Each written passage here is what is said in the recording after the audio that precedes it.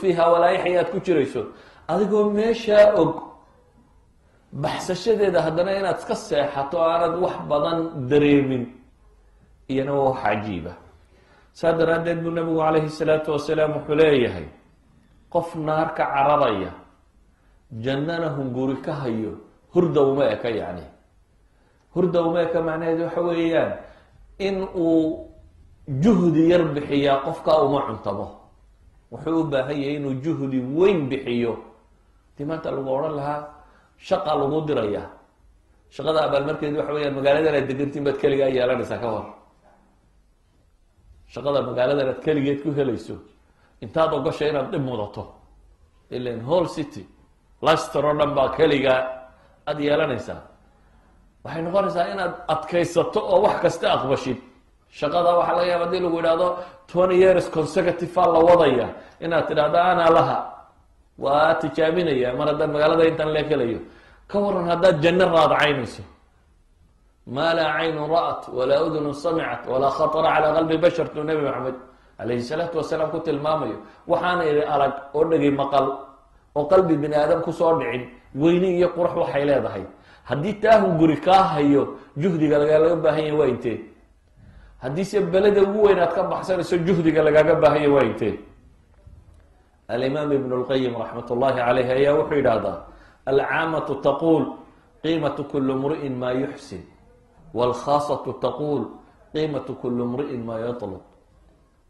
caamadu dadku waxay yidhaahdaan buu yidhi qof kasta qiimihiisu waa wuxuu wanaajiyo yani shayga uu garanayo wanaajintiisa ayaa qiimihiisu iyo waxaa ka shaqeeyo laakiin dadka khaasada ee ilaahay fahmay waxay yidhaahdaan qiimatu kuli mri'in maa yatlub qof kasta qiimihiisu waa waxa uu hungureynayo waxa uu dalbayo haddaad wax yar dalbayso dadminaysadna waad hami gaabantahay wax yar baa tahay haddaad wax weyn dalbaysana wax weyn baa tahay buu tilmaamaya haddii hadafkaagu uu koreeyo marka caqabaadka ka sokeeya wax fudud bay kula noqonayaan yani naf iyo nafiisba inaad bixiso shay kastoo qaaliya inaad bixiso aad ogashahay markaad wax weyn dee raadacaynayso shaygu hadduu qiimihiisu fiican yahi waxaad ogashahay waxaad ku iibsanaysaa inuu qiimo xoogan noqdo dee laakiin shaygu hadduu taafihiyey shay jaban hadduu yahay ma ogolid inaad wax badan ku bixiso waxaad rabtaa aadna talatabaysteen inaad ku qaadato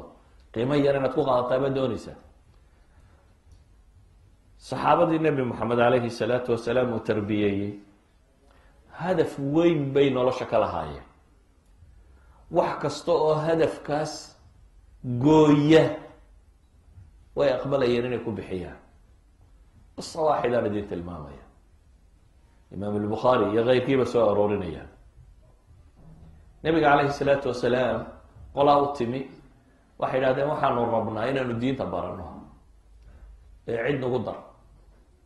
nabigu calayhi salaatu wasalaam niman quraa la odhan jiray ayuu ku daray 70 nin nimankan quraadii waxay ahaan jireen niman habeenkii soo jeeda oo qur-aanka akriyo isbara maalintiina masaajidka biyaha usoo dhaamiya iyaguna intay xaabo meelaha kasoo gurtaan gato oo ku nool niman cibaado u go-ay ayay ahaayeen nolosha ka ogol waxoogaa xaabaa intuu soo guro inuu luqmada ceeshka siisto muslimiinta masaajidkoodana inuu caawiyo biyaha u keeno isaguna inuu cibaadaysto u go-ay bay ahaayeen kooxdaa 70 nin oo kamiduu nabigu ku daray calayhi salaatu wasalaam inay qoladaa diinta soo baraan qolada tani may rabinba in diin lasoo baray waxay rabeen inay nebi maxamed khiyaameeyaan oo dadka laayaan dabeetana meel dhexe markii la marayay ayaa mu'aamarada loo dhisay waraaqda ninkii siday markuu isiri dhiib ayaa xagga dambe mid waran ka geliyay koodii koowaad nimankii kalena waa la laayay 2 nin baa ka baxsadaa la yidhaahdaa ilaahay bay baryeen ilah warankayaga nabigii gaadhsii calayhi salaatu wasalaam nabigu u yimi oo maalma ducaynayo habaarayay qaadi maxaan uga jeedaa waxaa ka mid ahaa xaraam ibnu milxaan anas ibnu malik abtigii xaraam ibnu milxaan markii midida la geliyey waran baa la geliyey isagoo fadhiyo sii jeedaa mid xagga dambe kaga yimid dabeetana waran buu geliyey markii warankii uu galay oo kasoo baxay ayuu wuxuu ku dhawaaqay fuztu rabbi lkacba buu yihi fuztu waan liibaanay allaan ku dhaartee buu leeyahy rabbiga kacbadaan ku dhaartee waan liibaanay masaladan qiimee ninkani wuxuu waayey noloshii waa la dilay weliba khiyaamaa lagu dilay dhagar baa loo sameeyey isagoo sii jeeda inta la khiyaameeyey waran la geliyey dabeetana ay ka kogtay ninkaa waranku galay isagoo sii jeeda dhimanaya ayaa wuxuu ku dhawaaqayaa haddana fuztu warabbi lkacba rabbiga kacbadan ku dhaartee waan guulaystay waayo wuxuu arkayaa hadafkiisii inuu xaqiijiyey inuu janno galo ilaahay raalli geliyo mar haddaan ilaahay tiisii ku dhintay anigoo wada waan guulaystay buu leeyahy guushaasi wuxuu ku waayey halkan marka la joogo guusha thamanuha alxayaa wuxuu ku gatay waa noloshiisa dhammaanteed maca daalika wuxuu arkaa inuu guulaystay taa macnaheedu waxa weeyaan hadafku hadduu koreeyo saami yahay qofku wuxuu ogolaya wax kasta inuu ku bixiyo wuxuu nabigu calayhi salaatu wasalaam inooga waramayay wiil yar oo dhalinyaro ah oo hadafkiisa naftiisa u bixiyey ghulaamkii sixroolaha loo geeye la yidhi waxa la baro ee wadaadkana sii mari jiray raahibka ah ee dhanna sixirka kasoo baran jiray dhanna ninka wadaadkii uu waxoogaaga diinta u akri jiray markii dambe tawxiidkiisu sugmay ee mustajaabu dacwa noqday ilaahay baryo ilaahay baryada ka aqbalo ee boqorka nimankii ag fadhiyay mid kamid indhabeelay dabeetana uu u yimi u yihi waxaan maqlay inaad indhaha dadka u bixiso waxaasoo dahaba qaado indhaha ii bixi wuxuu ku yidhi anigu cidna indhaha uma bixiya ilaahay rumee subxaana wa tacaala haddaad ilaahay rumayso ana ilaahay baan kuu baryaya ilahay inuu indhaha kuu bixiyo ninkii ilaahay buu rumeeyey subxaana wa tacaala